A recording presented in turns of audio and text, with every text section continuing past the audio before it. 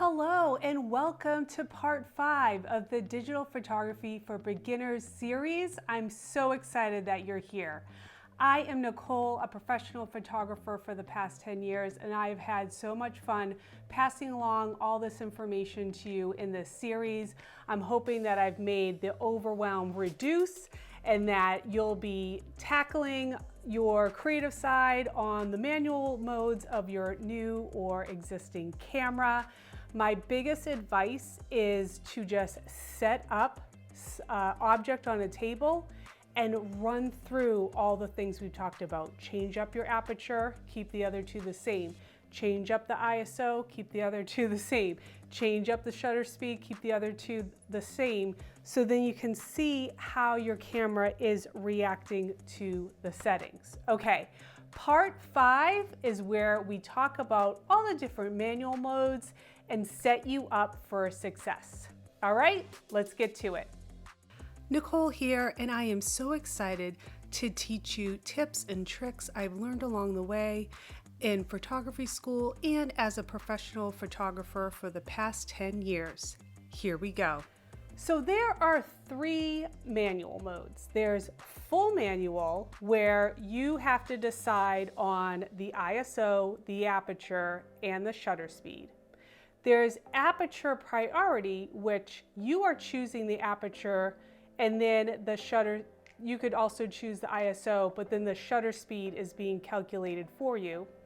Or there's Shutter Priority, where you're choosing the shutter speed, ISO, and then your aperture is being chosen for you by the camera. So I, as a photographer, and if I'm in an assignment where there's a lot of action and I'm trying to catch things and moments that are going by, I'm typically in Aperture Priority.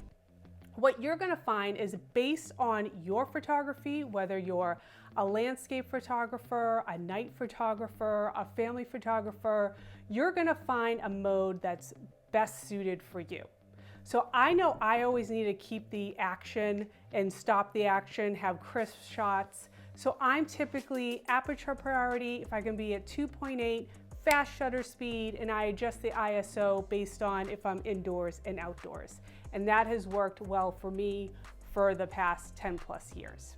Okay, so just to recap on aperture, we talked about aperture as the 1.4, and the aperture is all the way open, versus going down to the one f22 where there's a smaller opening or mechanism in the camera.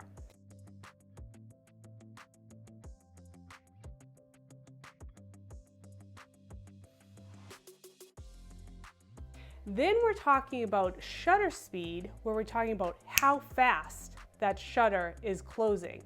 So if we're dragging the shutter to allow a slow drag or a blur, or if we're making a really fast shutter speed to stop that action.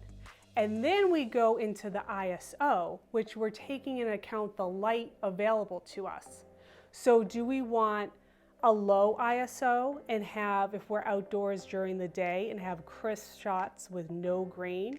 Or are we at the nighttime or evening and we need to bump that ISO up? There may be a little grain, but in editing, there's some great software availability to kind of soften that grain up until a point. So it's really the play of all those 3 things. And as a photographer, and as you gain this knowledge, you're no longer just hitting the shutter button and taking pictures. You're now making pictures. And that's probably my favorite quote. You don't take a photograph, you make it, from Ansel Adams. And I have that on our handout today, because honestly, you now have the control of all the different parts. Based on the photography that you love and that you want to capture, you can now play around with the different modes and choose the one that's best for you, play around with it, and build from there. Okay, It has been my pleasure to kind of give you my insight and my perspective as a photographer for over 10 years. I hope this information has been helpful. I just want to reduce that overwhelm, give you bite-sized information to have you get unstuck if you're stuck and to move forward. Just try a new piece every day and it's going to be amazing. Okay, let me know if you have any questions. I'm happy to help. Bye.